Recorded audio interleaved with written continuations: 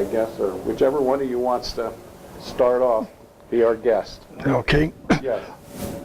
Too bad I have to do a little speech. You might see me get Ron Bingham to come by. His beautiful was Oh, yes. Well, and quite often Brian comes, so he will. Well, I'll start off and Jerry chime in when, okay. when you feel it. My name's Kent Strapko. I was a combat engineer officer in the combat engineer battalions in the airborne troops for 4 years or 5. I got involved with modeling when I was a little kid, just doing models here and there. And the first project I did with ships was that battleship in the back. And it started out as building an airplane. And then I thought, I should put this on a catapult so people know what happened with it. And then I said, well, if I'm going to build a catapult, why don't I build the turret that it was on with it?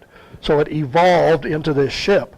And we were looking at magazines when we were at a hobby store, things like this, and saw some of these ships that were being built. And I said, I think I can do that. So I started doing it. This plan right here is actually this one. I blew that thing up from what was here in the book. So, How old were you when you did that? this? Yeah. About 35. No, this is one that's just now being built, so I probably had that plan at least that long. I worked down at the city of Denver, and the engineering department had one of those huge copy machines. So you just pay for the paper and ran this thing off, and took about 10 times to get it to the right size. But that's what I'm working off to build this currently. I'm Jerry Galvaldon, and I never served in the military, but I have a strong passion for it. I have a major in political science from Colorado State, a minor in military World War II history, and I focus on the Navy history. How did I get started with this? Well, because my mother, very patriotic, my dad fought in the Philippines, later off. My uncle was at Guadalcanal, and he kept telling me stories. Well, he drove a tractor with a Thompson submachine gun on Henderson Field. I said, Uncle, what are you doing with that? Hey, they was charging the runway. And then he went to Bougainville, and he went to Saipan, so he worked his way up. So it's a strong passion in the family. And we grew up in Fort Collins, and I used to watch a lot of war movies with her. So we see these ships, and I'm going, cool. And it started out with my favorite airplane, the B-17, so I got more books and more big planes at home you can shake a stick at. Then, going with the Navy, I started studying more. So, like Ken, I started building ships as a kid, and I wanted to do more, and then I said, why can't they run? So I started learning how to power them. Hence, the cruiser I'm building, this is Albany, a missile cruiser, and you want more to do to the ship, so we added more stuff. Turning radar, working missile batteries that move around, and you have the rudder. So it all starts up, and then, you start doing more. Meeting Kent and some friends, we have our club, the Colorado Crew, and we all get together. You don't want to sail alone, so we have friends to sail with, and we all have the same scale. Fortunately, Ken and I have the same. These ships are all the same scale to each other. So if you're looking at comparison in history, this is in the 20s, this battle cruiser, and this is the 60s, late 50s, 60s, and this one is in the 30s. So that's pretty much how I got started.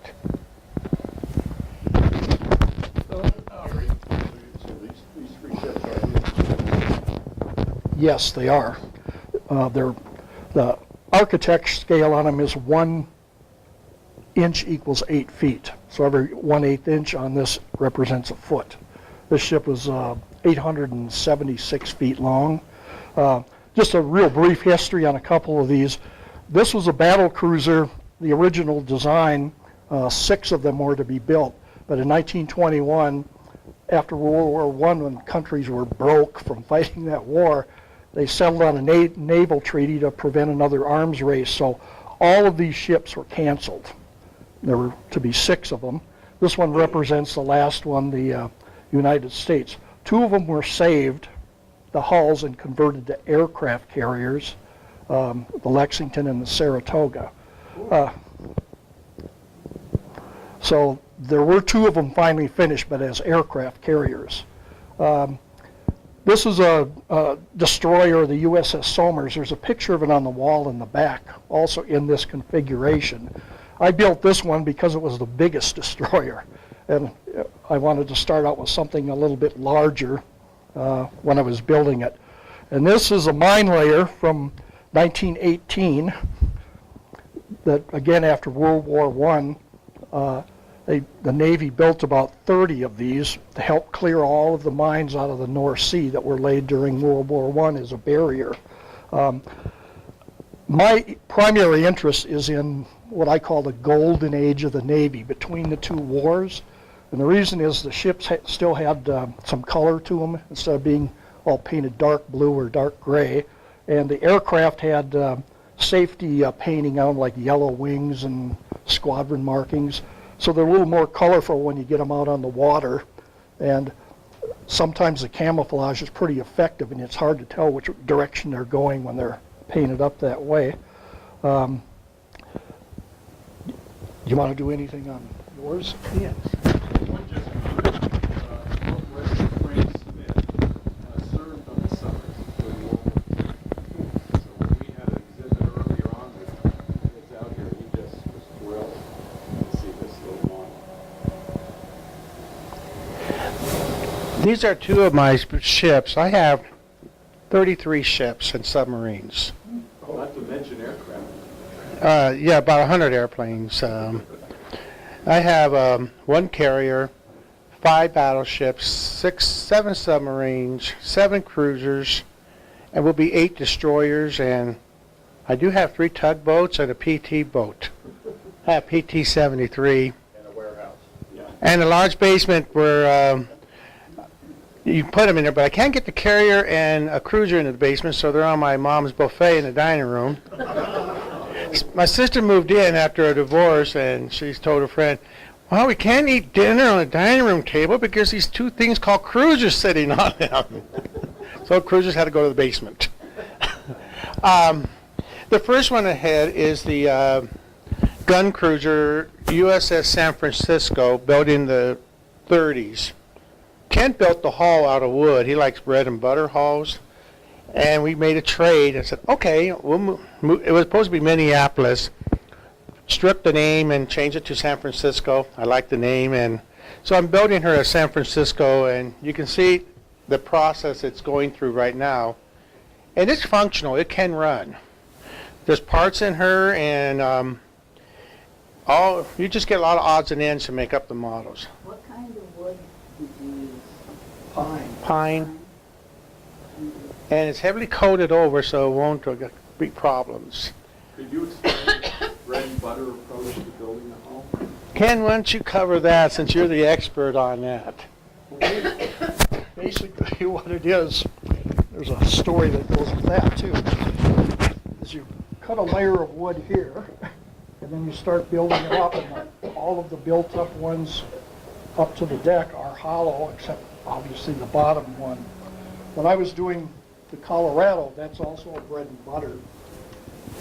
My ex-wife, and I want to stress ex, went to North Carolina to visit her parents for about a month and a half in the summer. Well, I went to what was then Hugh Woods and bought a big stack of lumber and brought it home and put it in the living room. And that's right. And I started cutting the wood before I moved it out because it was more comfortable in the house. It took me 2 weeks of vacuuming every single day to get all of the sawdust out of the carpet. And when she got home, she still noticed it. So that's what that is. So are they thin layers? Well, they're the standard 3/4 inch. They're just boards that you would go and buy, but they have to be wide enough so that it covers the beam of the ship. This one isn't that way, but the Colorado was wide enough where I had to do 2 layers together for the bottom of it. Like a sandwich, or just layers? Yeah, they're glued all together, and then it almost looks like stair steps when there's a curve like this. And you get a disc sander and sand it until the top or the bottom of one matches the top of the next below, so it makes that smooth curve. So it's a little bit of work, but it turns out. They're a little bit heavy. I don't like working with wood anymore because it's wood and water don't mix that well. Well,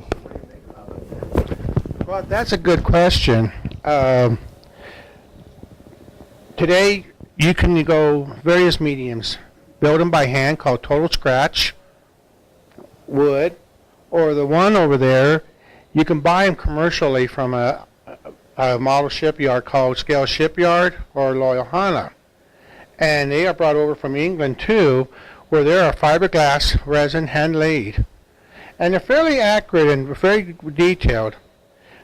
You get the hull itself, and then you have to put everything on top of it, the engines, the engineering, and you have to build up the decks and everything. So you work off blueprints.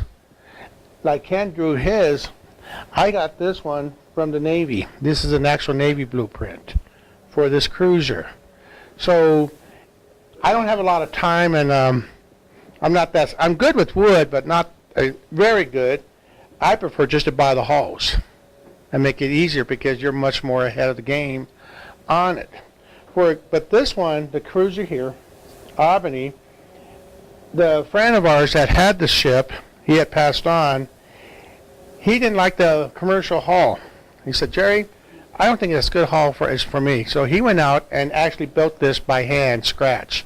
It's all sheet styrene, plastic, thin plastic, where you can find at Caboose Hobbies and buy sheets and sheets. Mr. Dick Williams was so analytical and detailed. If you I can open this up. He has every frame that the real ship had, and he marked them. And where the boilers are and the engines, he put the batteries and the engines in the correct area of the ship. I'm going, you really did that? He did. Where San Francisco is very good representation, but it won't have the detail near of this cruiser. Ken is so good with his work, he gets very good detail. We all have different levels of skills and details. So we build them to a level where we are comfortable with. I joke with Ken, I'm a real estate broker out of Fort Collins. I said, this is like real estate. I can redevelop the ship. and we do. Because Ken may come up with new parts, or I come up with new parts, and oh, they look better than the ones I have. You take the ship into the yard, I call it the shipyard, and strip it and reassemble it. Because you can make improvements. Battery technology is changing over the years. Instead of these old heavy lead acid batteries, we use car batteries and motorcycle batteries too, because we need the weight. Now technology is so different and improved, you use lighter materials, so we substitute and improve on it. That can run almost the same amount of time as this one runs, but this one only turns the radar. I use larger batteries down in the center of the ship to get it down, and I need the weight, and also I need the power, and I can run this for about 3 hours. And the range on these is about a half a mile, quarter mile. We don't let them go that far because we can't see them anymore. So they all go in the water? That's what you're saying? Yes, they all functional. And we're talking about going to St. Louis, where we competed before, and Ken has won numerous awards. I have won numerous awards. We're thinking of going back out there and taking some ships and having fun. We're not in to win. We're here to have fun and enjoy the camaraderie of the folks and learn new techniques. And yes. So, how did you get blueprints on a Navy ship, or is that something I shouldn't ask? Oh, easy. You can buy them from two sources: Taubman Plans and Floating Dry Dock. or you can go to the Naval Archives. So they're open to the public to get, These older ones are. And you can get stuff today, but you're going to just get rough sketches of them. I have a cruiser at home. You heard of the 5 Sullivan Brothers loss on the Juno? I have her sister ship, Atlanta. And I ordered the blueprints, and the blueprints are dated October 3rd, 1941, when Atlanta was being built in Camden, New Jersey. And you just sit there going, wow, this is before Pearl Harbor, and here's the ship being built. It's interesting how you can find them. Kent, on the other hand, material's not available on his United States. Kent went through different sources. He made his own, and he's done a superb job. Just another interesting point about this ship, the two that were converted to aircraft carriers, that's a picture of one on the upper left on the screen that's up there. That was one of these that was converted. Was that the Saratoga? That's the Lexington. I acquired it, and I renamed it Saratoga. One of the rules we have, we acquire ships from each other. Sometimes the name can move over, sometimes the name has to be returned back. So Ken and I negotiated as, okay, I'll give the name Lexington back, and I'll give your prisoner to Saratoga. The Saratoga was the marvelous aircraft carrier model we had here for 6 months back in the Pacific War Room. So, Ken, let's go through these since you guys have been talking about a lot of the ships that are in these. Okay, that is the Saratoga that was back in here earlier for about 6 months. It's same size as this one was. It was basically the same ship but converted. Now, you also built the planes, right? You just can't buy them. Yes. When I built the airplanes, they weren't available in the scale that these ships are. So I made a little wooden version of each one of them. There's 4 kinds. And then I made a mold and casted them because casted resin is easier to work with than wood. You can put in all the lines and stuff on them, and then cast a bunch of copies of them. I'll go over some stuff with molds a little later. and what year was this ship in existence? They went through 3 design phases, and in 1921 was the final design, and they actually started building them all. And then the treaty was 1920. approved, and they stopped building them. But 2 of them were far enough along where they just converted them, and the rest were broken up on the ways.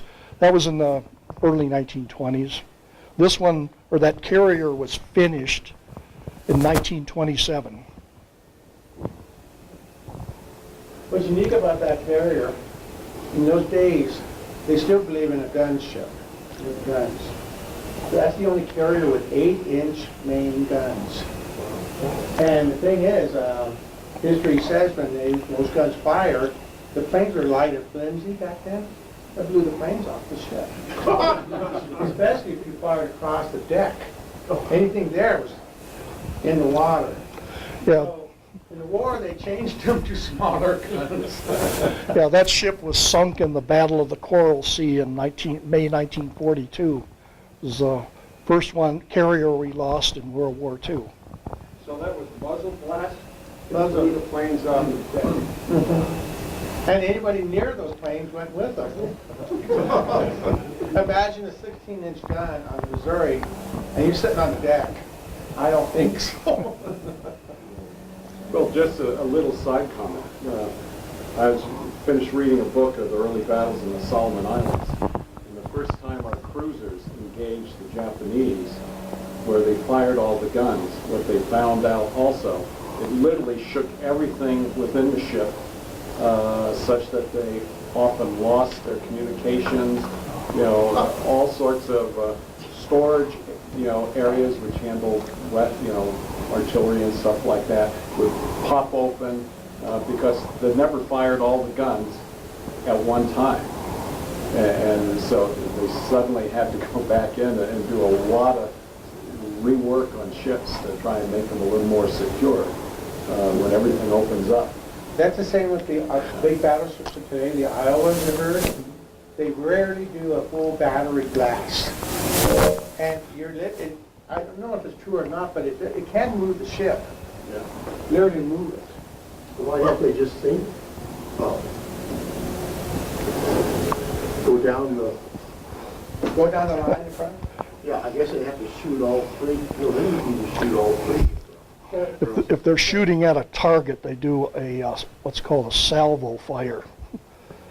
Okay. If the guns elevate independently, they can shoot one gun, but they'll fire one gun off a turret, but it has to drop to reload. But if the other one's independent, they can still shoot that and track a target.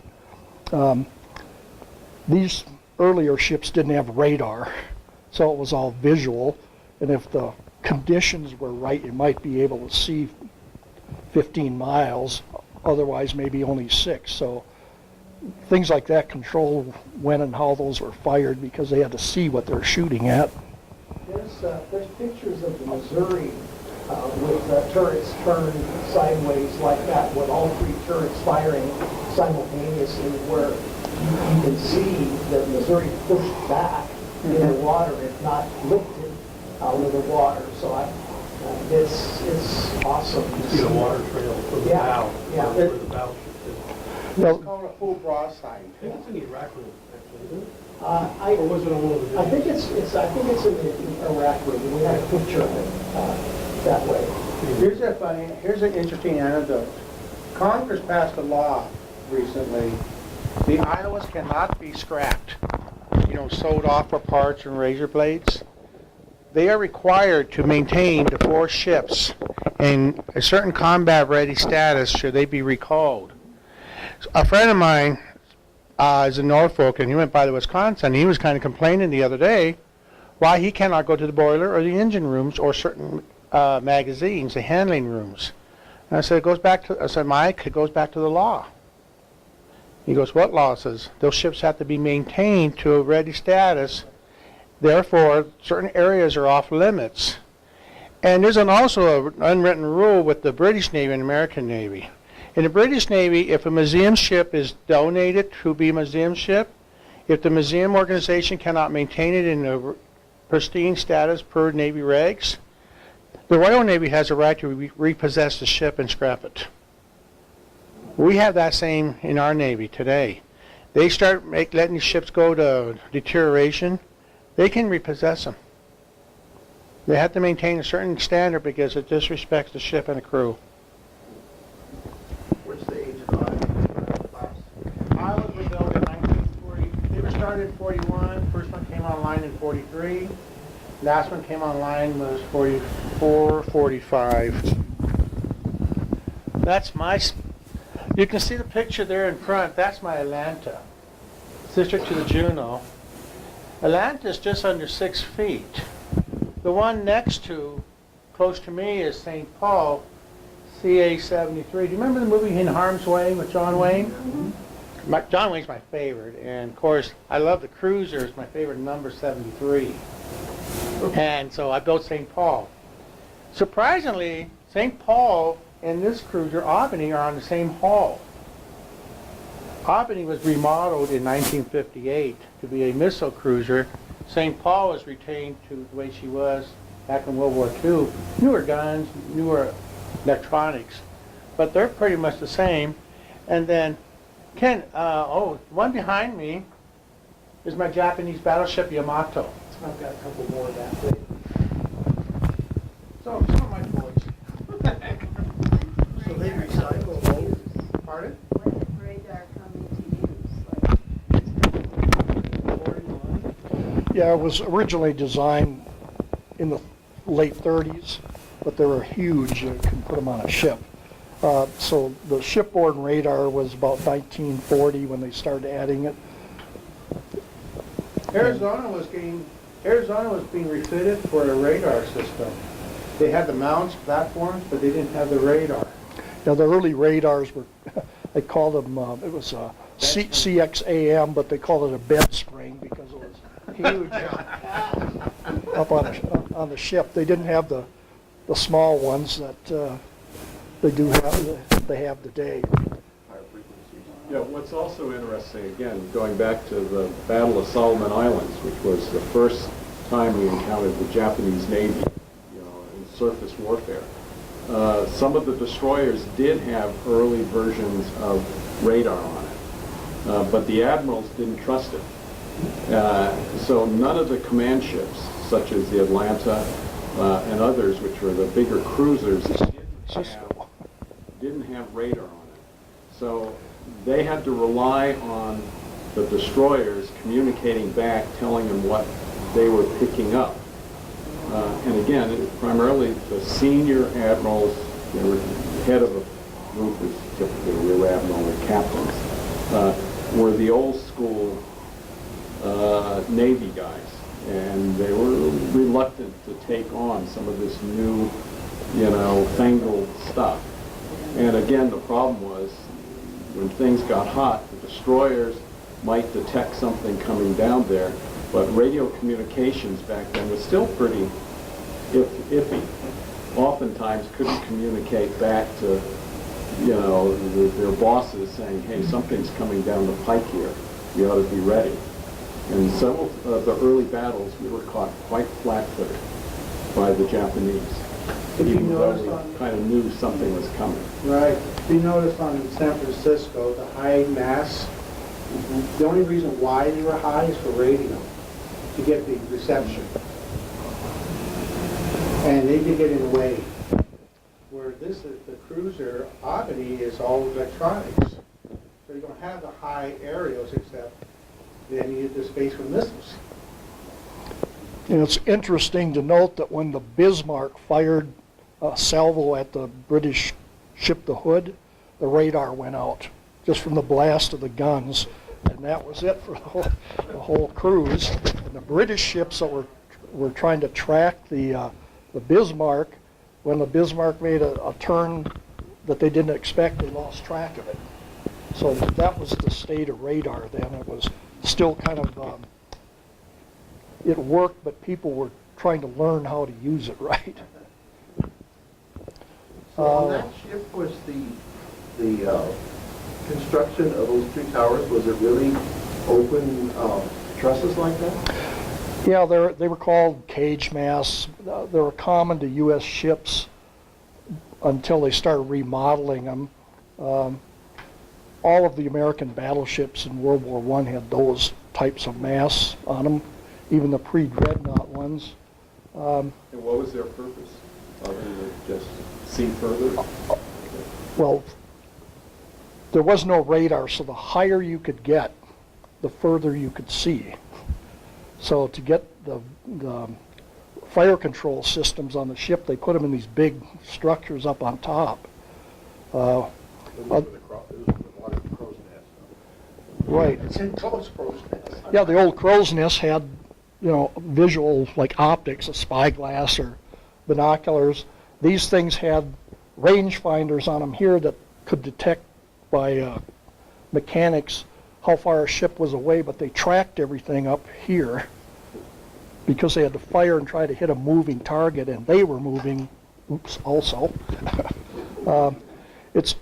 These are actually counter-rotary hyperboloids, is what they are, and might be a good chance for a break here. They're built with this. The base of it has holes in it, and you put every other hole through there and then up here. And then you turn this 90 degrees so they get that twist to it. Then you put the other set in going the other way.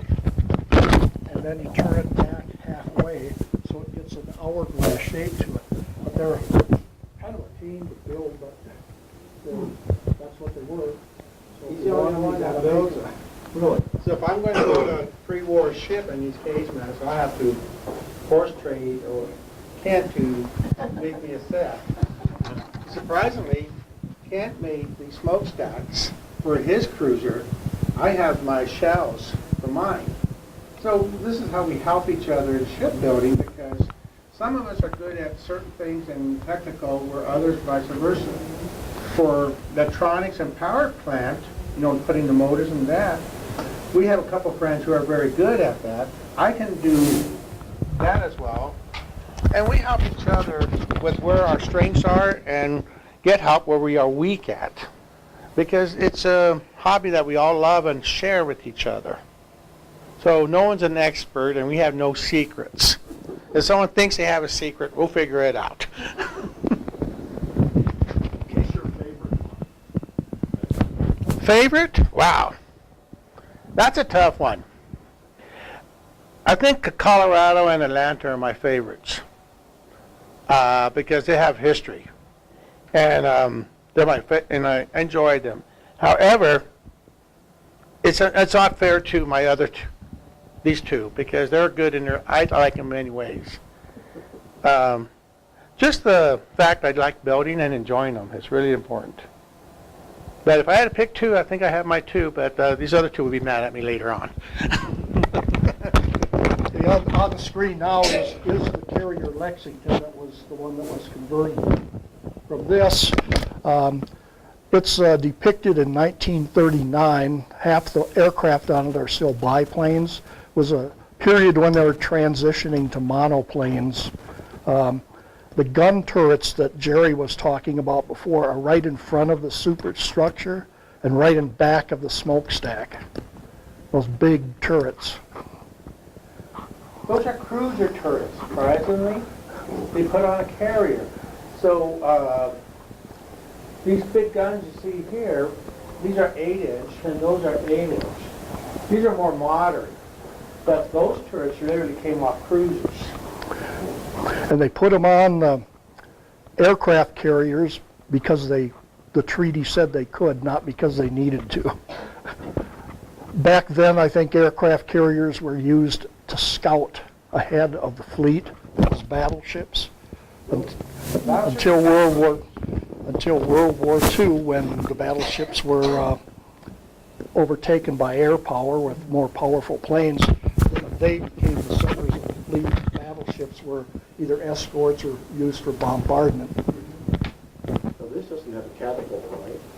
It did have one, but it was never used, so they took it off.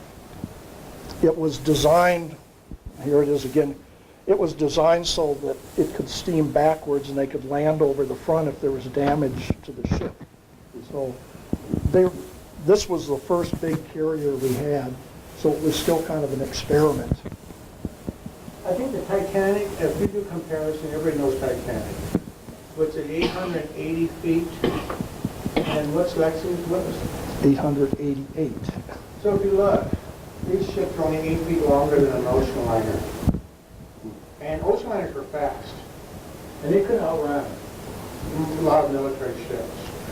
So if you take a liner like Titanic, Normandy, Queen Mary, they're huge ships compared to carriers, but the carriers are more survivable because they have armor. Ocean liners are only an inch thick in the hulls. Gives you some kind of reference. These photos were from a regatta out in San Francisco at their fly casting ponds.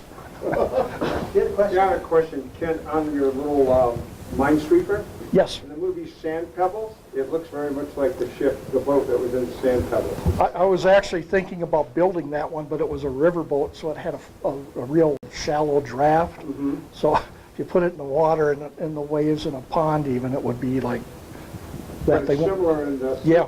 deck is similar to that one, is it not? Yeah, they kind of bear some resemblance, and they're from the same period. And is that your owl right behind you? Yeah, that's this one behind The it. size reference of their models. And they all are motorized remote control. Ken's model there used to be mine, a shell tug. And horse trading, Ken says, I need a new one. I said, well, I'll free up my shell tug and it's become a Navy ship. All he did was cut it in half and widen it, lengthen the hull. He did. Another neat thing about the tug, we did an experiment. A Japanese battleship in Mako was under construction. We put it in the water and had Owl, tugboat back then, move the ship, there. Those little tugs are very powerful. They can push these big ones around. So are those smokestacks the two middle things, or those other functions? No, Big and round. those are smokestacks. Huge. They were, this ship's had 180,000 horsepower engines in it, and as big as it is, at 43,800 tons, it could still do 33 knots, which is about 37 miles an hour. So those were steam turbine driven back then? They were steam turbines that drove Electric? generators that drove electric motors. Were they coal? Hmm? Coal No, it was oil. Oh, oil. Is this the same size as the Texas that's down in San Jacinto? It's considerably larger. The Texas was probably, 600 or less. yeah, it's less than about Arizona was 588 feet, or no, maybe about 600, but this ship here is about, what, 588 feet long. The Texas is about that long. Actually, it was big, so this one's got to be massive. This one is 700, the real ship is like 700. Yeah, the size comparison of Texas is about this long, and this one is that long. So are you guys doing any modern day ships, or just these older critters? I have one of those hulls like that for it was the carrier Nimitz. It's 11 feet, about here. But I converted it to the hull to the USS Enterprise, the nuclear carrier. And I started working on it, but I figured it'd take me 5 years to get it done. So I wanted to get a couple others done first, but it's the flight deck, it's about 34 inches across.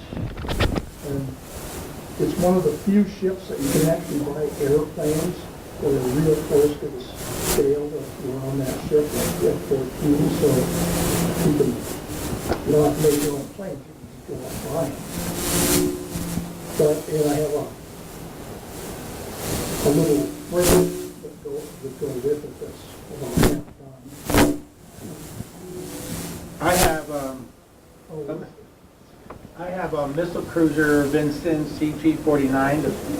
That's the cruiser that shot down the Iranian airliner in the 80s. So it's a Ticonderoga, so she's about 60% finished. And then I have another cruiser that's just only the hull named Frank Yarnow's CG-17. It's ultra modern with all those fancy missiles, and it's an offshoot of this cruiser. There was more of a modern ship coming on. When these cruisers were converted to missile cruisers, they were a stopgap interim until the newer cruisers can come online in the 60s. I'm more of the modern. I'm kind of eclectic, I guess you can say, on my ships, because I can go from San Francisco is one of the older ones, all the way up to my modern ones were World War II. You would say most of my ships are World War II and newer. Goes with the submarines too. But it's just what our interests are in. Like I'm waiting for a new destroyer to arrive. It's going to be USS Kidd. It's a 6 foot over. It's a bigger scale model. Your destroyers sometimes can be rough in the water. The water can be hard on them because they're small and tender. So sometimes I get larger ships for the smaller ones. Though they're not the same scale, but oh well, it's what I like. Those little destroyers, even when the water's just has a wave an inch high on it, that's how high it is out of the water in the back. So their only salvation is speed. When they're moving, it doesn't affect them. Now, you have a local boat show, whatever we call it, a regatta. Is that where and when? That's where this is. It's up at Keystone now, Oh, at the lake up so there. it's not down at the Westin anymore. No, they got new management there, and wouldn't provide tables and stuff, and they're too expensive to keep it there. Here's an interesting story. On the missile cruiser Albany, when it was first converted, it came out in about 61, 62. President Kennedy, ex-PT boat commander, toured these warships. And of course, the Navy was showing him off. Look, Mr. President, all these missile cruisers and everything. So he went along each of these big ships. He was on Albany. And he said, he noticed something, and he went to, I don't know what admiral it was. He said, Admiral, you have any guns? Oh, no, this is all missile cruiser, Mr. President. So President Kennedy goes, oh, he pondered, he goes, so how do you defend against a PT boat attack? Everybody went silent. He walked off the ship, he said, put some guns on it, and left the ship. So, if you look, all these ships were put back into the shipyard and modified to carry guns, and these are open 5-inch mounts. And they're nicknamed the Kennedy mounts. So it's amazing what our presidents and tours can do and influence people going, where are the guns?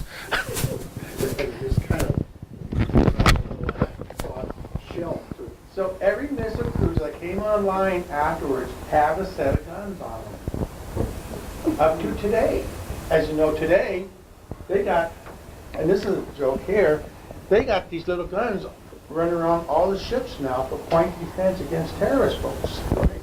And the Stark, Stark was missile, but what was the one that was hit with Captain Phillips? No. The Africans took them out? No. What was the one that got blown up? Oh, the Cole. The Cole. The Cole, because of the incident of the Cole, every ship has 50 caliber machine guns mounted around with stanchions, and when you're in port, they have to do patrols with 50 calibers. They're like a B-17 machine gun. And these are tables that we had set up for that regatta up at Keystone, and you might notice by the bow or the front end, since I'm not a sailor, of that ship, there's a shark with a little person in the mouth. It's about the size of a megalodon. But I put that there because kids that their eye level is down this low, when they come and see the ship, the first thing that attracts them is that little shark. So that their fingers aren't into the ship. Little anecdote there. Did you say it was a person in the mouth? Pardon? Did you say it was a person in the mouth? Yeah, and unfortunate sailors. Not one of mine. Well, there is a person in the mouth. I see some big sharks in there. Well, this was a little white shark at a hobby store, but it would a white shark could be at this scale would be about that long. So this one's a megalodon. Here's another funny story. Ken's wife is in the background, and she worked for a friend of mine, and my friend Yvette, who I grew up with, my friend Yvette and I used to tour warships in New York and around, and we got kicked off them because I was sitting in the admiral's chair. Yvette got thrown off the ship with me, and so her and Carol got to be friends. And Yvette was at my house and saw the cruisers and on the dining room table and said, "Hey, Carol, do you allow Kent to put models in your dining room like Jerry's has in his dining room?" "No." And Yvette goes, "Jerry, there's a difference between you and Kent." Our ship up there's Somers there underway. So scale-wise then, how this normal ripple on these lakes or river that you go for this, what would be the scale wave? Scale speed? Oh, this is almost still water here. So, maybe a few. Yeah, that's up at Keystone Lake. But there wasn't much wind blowing, and so there weren't many waves. It's moving along at a decent clip, though. And that's an interesting point you bring up about the scale and the wave. In our RC models, we power these boats a little more with more speed than the actual Navy ships had. There's a reason, and sometimes you have to compensate with changes like you oversize the rudder and you add more power to the motors for turning rate, because sometimes you have to get the boats into shore quick if they run into a problem. And sometimes scale speed on some smaller boats could be hard to handle and turn, so you have to kind of overpower them. And Ken gives me a hard time because my St. Paul cruise is going 50 knots. No, your cruiser does not go 50 knots, Jerry. Okay, I'll throttle it back. And sometimes we add 25% increase on the rudders, oversize the rudder by 25%, so you can adjust it for turning. With the destroyers, you can go absolute scale, but sometimes your handling is difficult. On my ships, I tend to oversize the rudders and overpower them, so I can be able to handle them better, because scale is not always perfect. You had a question, ma'am. Yes. What is the cost of one of those? What Okay. does it cost you to build one? They vary, like a couple $1,000, but it's spread out over 3 years. So I'll get into some of the stuff that we do with these, but I try to stay away from commercial stuff as much as possible to make my own stuff. Your pill bottles are great. And Ken's right. You can go broke real quick. If you buy everything commercially, it was like $700 to build a destroyer for parts only, no labor, strictly $700 for material. A cruiser is like, and I buy a lot of commercial. A cruiser was like $1,100. Then you start pouring in your labor and your time. There you goes your price. And I have to, and surprisingly, we insure these models. My Colorado is insured, $35,000. And that's the way it was appraised at. And I'm open with that. So my agent says, Jerry, how many ships you have? I went, too many. And so we had to go through the valuation on them, saying this one is 18. Because the way they calculate it for insurance, Colorado and Saratoga are the high expensive ships of the fleet. But when you bring a fresh model in, I usually say $100 because it's not worth much at that time because they're all pieces. It gets interesting on what it takes. Now you talk about the cost. The time that goes into it, like Ken said, 5 years for a carrier. A cruiser is like 2 years to build. And I can I can build a destroyer in about a year if you're really hustling. But you want to take your time on it, so it kind of spreads it out. I have 3 ships in process. These 2, and I interrupted with building 2 submarines for a customer. So now I got to get back to work on my stuff. Also, Yes. A lot of lead, batteries, like this one is confidential. And I still have to be careful with it, and I still have to pin and secure the superstructure. You get a good wind, this is becoming a sail. It pushes the boat, and your handling's hard. And sometimes you'll roll it. You don't want to roll the ship. They've got all the detail on That's that. my lantern there, if you notice. See the smoke coming out of it? Oh, yeah. Okay, a lantern is burning kerosene. A little film canister with a little heating element. Put it down at the bottom. You vent and put flues in the smokestack, and it burns kerosene. What's that called at the top that's turning around up there? It's a radar. Oh, and down over there. That's a director for these, I think that, I don't, maybe you Navy men can help me on this. This is a search radar, and I think this is something else that has to do with the missiles. Fire control radar. Fire control? Okay, thanks. So you have all the detail on the top side. Detail is inside. Pretty shallow and hollow, it's mostly hard, it's just a shell. If you said that this side actually had all the beams. In the hall, if I open this up later, I can show you some of the framing where he put the beams and he marked them properly. Oh, here's another anecdote. You know why? You know, you all enjoy your microwave ovens, right? You know who you can thank for that? The Navy. I think it's either this one or this one will cook you if you're caught up inside while it's running. I believe so too. So these are usually off limits. You don't see people walking around with these on. So I guess these are expensive microwaves back then. Oh, okay. That's my Yamato. I acquired that from a friend in San Diego, just a haul. And I don't put lead weights in it. I put water in it. It has water ballast. It has 2 tanks in there that fills up and brings the ship down to waterline level. It's in process, and it's a hard one to build because the Japanese built their ships to be like temples. The high superstructure they call the mast is a pagoda, based on a pagoda mast for the religion. It's a shrine. Literally, they're shrines. Captains in the Japanese Navy in World War II were considered equal to gods.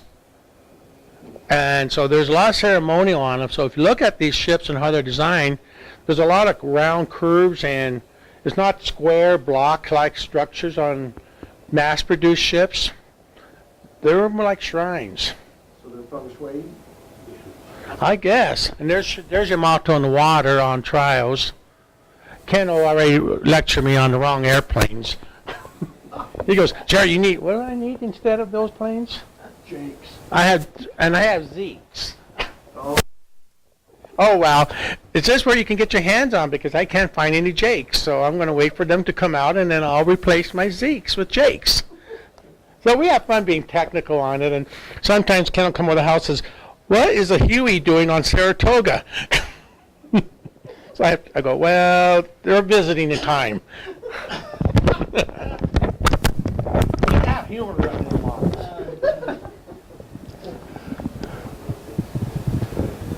You want to take a break or anything? Or Sure, if you want, or if anybody want to come up. fascinating to see inside. Okay.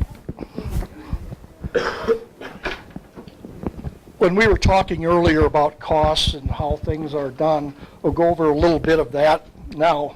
The turrets on this ship aren't available anywhere, so the only option is to build them. So I started out with a piece of wood about this size and laminated one on it and shaped it by sanding, made a mold and cast it. They can't see you with both. And cast it. And then took the casting out and put the detail on it, and then recasted it with that. And then when you're done with it, then you add the final detail that you couldn't put when it was in a mold, because it wouldn't come out. The type of molds we use are a single part mold, which is something you can put in there and pop out, and it doesn't have a backside like a hatch or something. You just sand it. Again, they can't see you over there. I gotta learn how to speak to the crowd. So these are the easy ones that you just put them in and pop them out, and you might have to sand one side of them, but that's it because it's down. What's the plastic you use? It's an epoxy resin. You mix 2 parts of it together, usually equal amounts, stir it up, and then pour it into these molds, and it sets up. It's got a little bit of a shrinkage on it, so you got to put a little bit more in. This is a 2-part mold. When you have to have detail on both sides, something like something on here, like a searchlight or something, where it's got a front and a back. And on here, there's a boat davit that has 2 sides to it also, and they're the things that hold these boats on. So I use these to make those, and what you do is you pour both sides of the mold, stick it together, and then have a fill hole in it.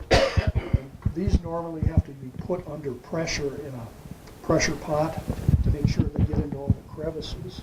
How do you make those molds? All the little checkers on here are Lego blocks.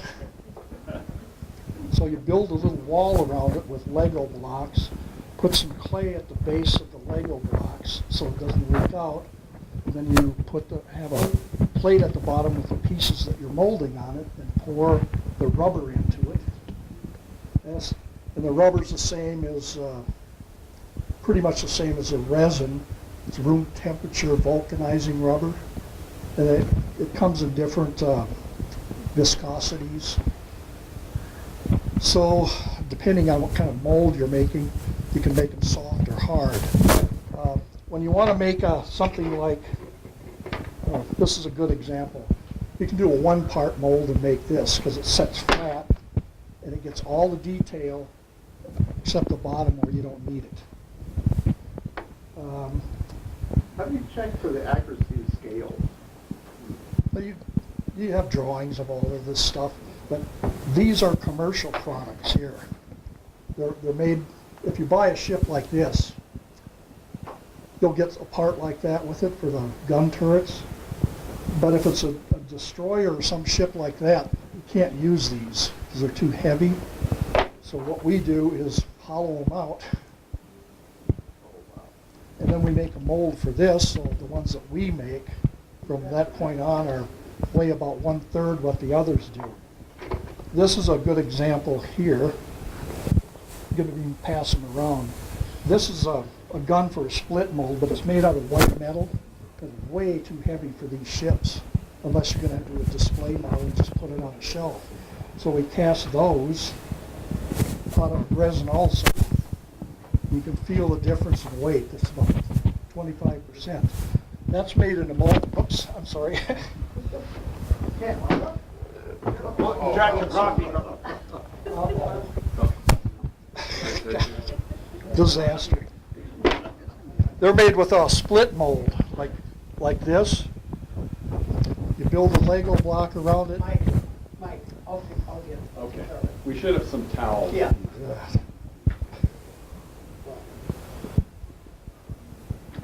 And those things would sit vertically, and you'd pour this rubber around them, pull them out of here, and then take a knife and split it so you can make duplicates for it. But the difference in the weight of the white metal and the resin is very significant. But one of the things you have to do when you're building ships like this is keep the weight down as much as you can. The higher it is, the worse it is. So you can put more ballast weight in the bottom and stabilize these ships so you can do hard turns with them and they don't roll over and stuff. And normally, when you get these things, whoops, I have that. tight quarters here. Like on a ship. All this kind of stuff you get comes with a ship like this, and it's all white metal and pretty heavy. That's okay. It's going to be a disaster. And normally, I just leave them there. Yeah, I'll just.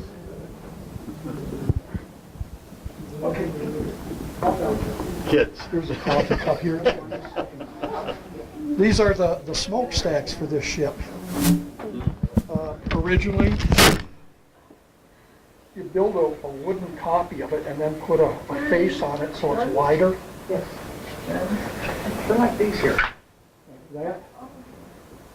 That's these on here. And then you put them in a vacuum form machine. I made a kind of a crude one, but it works. It made these boats. So these are put in a vacuum form machine, and the plastic is pulled over it when it's heated, and it gives you the shape that you need that would be difficult to build otherwise. Then you just get these things and match them up and make them look like they should. So the cost of those parts is this.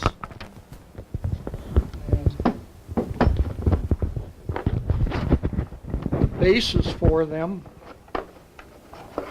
the base and the top of them were made out of wood, and then a mold was made, and these were cast and put on those smokestacks. So a lot of this stuff you're not paying for. These pieces are just balsa wood. But if you look at this ship, the base of the smokestack was one of these that was plated with plastic. And so it's hollow and it weighs nothing. This is the rangefinder up here that was plated with plastic. So a lot of the stuff we're making ourselves, this one, pardon? You can plate it with plastic yourself then? Yeah. You just cut the pieces and glue them together and then pull this out. Oh, okay, so So they're real hollow and very light. And rangefinders are usually up high on a ship, so it's good, even better to keep those things light when they're up that high. One more time. How long did you say it takes to make one of those? This took about a year. It's such an intricate. Final weight? Hmm? What was the final weight? We weren't here earlier, you probably told us, but what's the final weight on that one? I think, geez, it's probably about 6 or 7 pounds, and about 2 pounds of that are lead in the bottom. The Colorado is in the other room, it takes about 60 pounds. When the ship goes in the water, it's 100 because you need to get it down to the water. If it sits higher than the water line, you run the risk of it being tipping. And you can end up rolling the ship. You want to do that? Okay, that was something that you're scratch building and plating. These are just doorknobs or drawer knobs from from some no matter where you go, it's wrong, right? from a regular lumber store or whatever. This one was shaped because I needed a part that looked like this, that goes up on top of here. These were the vernacular of the day. These were called Chinaman's hats because they drained evenly. So yeah, you figure out how to make stuff like this. What am I going to do? So this goes into a vise, and then you have a candle and you heat a piece of plastic over it till it's soft, and then you pull it over the top. You might have to do it 2 or 3 times, but when it comes out, it's what you need. And don't know what I did with the all. The Here it is. radar on this one here, you're turning, this piece is a half of an Easter egg. Oh, no. Oh, yeah, that's an Easter egg. I have about a dozen of them because I need to use Easter eggs. Just ingenuity on what you need. This one is for the little caps on those positions there. So you just figure out how to make things. I was told that it would be next to impossible to make this trunk for this smokestack by some people in California. All I did is take a block of balsa wood and first cut the shape one-dimensionally from the side, then from the top, and then I cut all the spaces out of it, soaked it in super glue so it would harden it up, and then I put model airplane dope over it to get it real smooth. But it's a real complicated shape, but somebody said you can't do that. Well, there it is.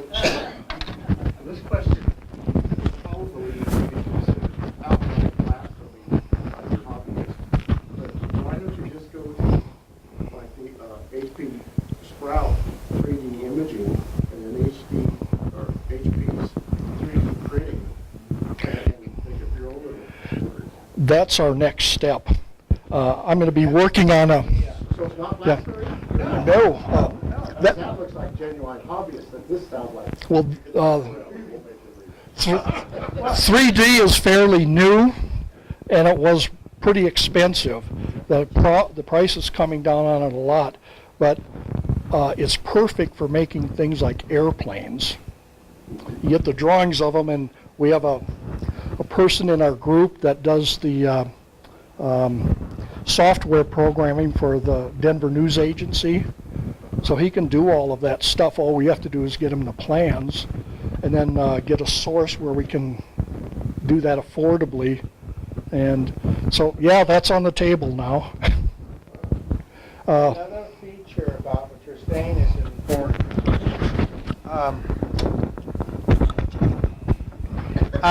Now, I can talk loud. Go ahead. Okay. Building this superstructure is all handmade, using the drawings on that sheet to measure and map out. However, what you're talking about, the 3D, it's becoming more available and affordable, where I can ship the drawings off and a friend can make it up for me, and another friend can put the parts together. Because some of this, take this cruiser, take this superstructure, the top here, it's virtually handmade and cut out by hand. That's a lot of hours in there. So sometimes we don't want to spend 3 years on a cruiser. So you kind of shave time by making some of the stuff commercially available that's affordable. Like Ken said earlier, it was cost prohibitive. You're looking at thousands of dollars to do this part, where you can do it for almost a tenth of it now. So it's not a bad idea, and it's making it easier. I want to cover one more thing. I opened up the backs of the rears of the ships, the sterns. You can see the technology done for the bread and butter we were talking about earlier. You can see the boards as they are. It's all raw, but it's all coated. And then when I was talking earlier about what Dick Williams did on his cruiser, when he built it, he did it by frame.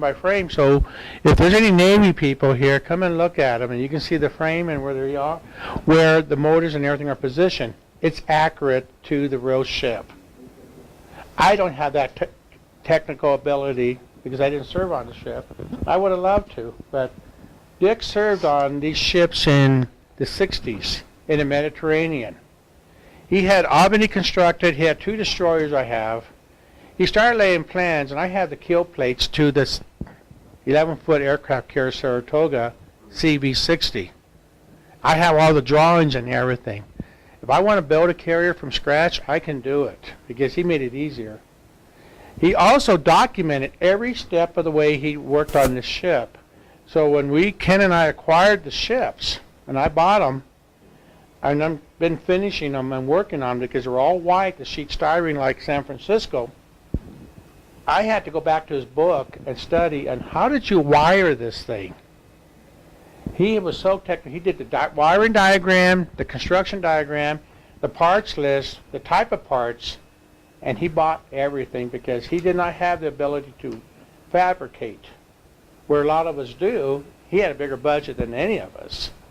So if you look at commercial, he probably poured over $1,000 into this ship, and it's not finished. And he was so meticulous with electronics, he made everything removable. If you look inside in the electronics section, it's almost like he almost did like what they did in the Navy. So your imagination can take you to new levels and new heights, and you can enjoy these models. Okay, I'm just getting nosy now. You said that you never been on a ship? No. Why not? Because I grew up watching war movies and touring museum ships, and I'm a strong believer in our defense. And my mother was very good to me, and my uncle served, and my dad was in World War II.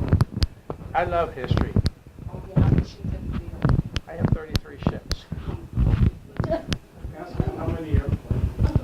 100 airplanes, and I have 20 B-17s in various formats, and about 3 B-24s, 4 29s. Oh, I have them.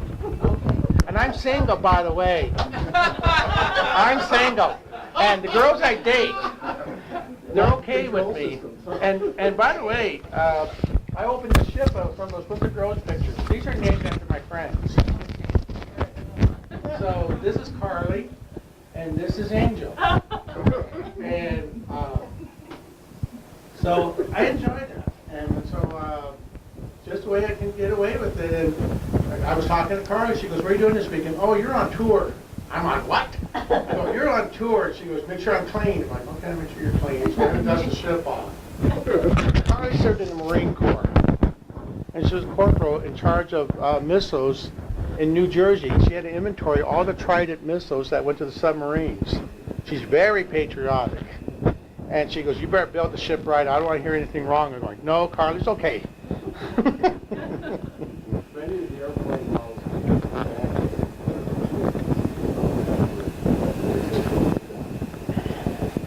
well, maybe we ought to just kind of wrap it up. Insurance aside, everyone's wanting to see what you have. How long do they take to build? You got any idea? Years? Well, a destroyer to me takes me a year to build. A cruiser's 2 to 3 years. That's amazing to get that much work. The thing is, in all honesty, these are not finished. You never finish a model because, like I was saying earlier, you improve on them.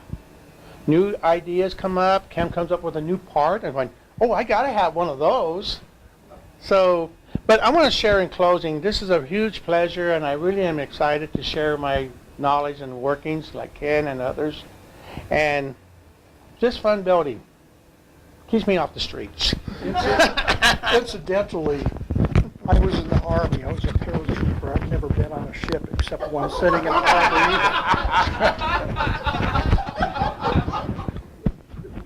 And why you love them so much? either. They're challenging. I just always like to build. I was just looking at the details of some of them. They're so intricate, and it seems like it takes a long time to get it the way you want it. This guy that built these set the bar up here for us. Oh, yeah. So it was a thing that his were so much better. Some of us just said, we got to get that good. But I mean, when I look at this, I'm just amazed. And the owl, you know, when you have the Saratoga, you know, the Colorado, but the detail. I mean, I'm just amazed. What's the railing? How the heck did you put this? Another thing to keep in mind is, Dick Williams built Albany. He had her about 60%. Albany is like 70% finished. I'll never achieve the level that he had with his other 3 ships, but I'm going to get her to a level that I'm comfortable with for me. And with tribute to Kent, Kent has taken it to a new level before Dick that we were working towards. I have my level. Ken has his level of accuracy in building and technique. Like Ken said, Dick took us to a new height, and we're going, "Are you kidding? Are we going to get that high?" Because Dick's retired, I'm not. So we do what we can to enjoy the level we are happy with. And getting Albany to the level I'm comfortable with is going to be between Dick's level and Kent's level. And I'll be happy with that. And that's a stretch, and it's a compliment to their building and their workmanship. Where I'm strong in my strengths is research and accurate, and because I have over a 300-book library. And I just go in and go, okay, what do I want to build this week? Pull the book out and study it. And I can spend 6 months studying a ship before I'm ready. And I could be building a ship, and I'm going, oh, I didn't like what I did, so I stop construction, and I sit there and think about it, I do research, and then come back with a solution. If I don't like it, I scrap it and come up with another part. It's really cheap entertainment. Like I said, it keeps me off the streets. And by the way, I have to take care of the lady I date. She goes, okay, are we going out? Yeah, we got plenty. We can take care of that. She goes, oh, we're not taking from the Navy budget? No. I have your budget, and I have the Navy budget. So anyway, again, it's a pleasure being here, and thank you for allowing us to do this. Come